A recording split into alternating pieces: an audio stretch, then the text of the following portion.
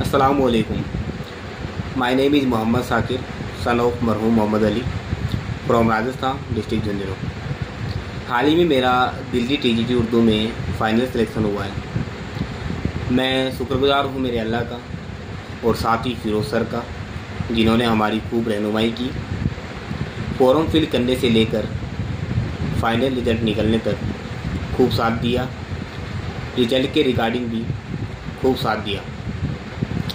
मैंने सर की test series join की थी, जो कि ऑनलाइन है।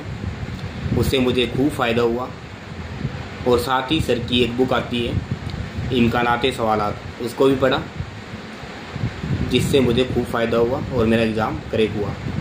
जो भी बच्चे तैयारी कर रहे हैं उर्दू के रिगार्डिंग, तो वो चौक एंड डस्टर एकेडमी से जुड़ सकते हैं, उस पर भरोसा कर सकते हैं और फिरोज़ सर से जुड़ सकते हैं और भरोसा कर सकते हैं।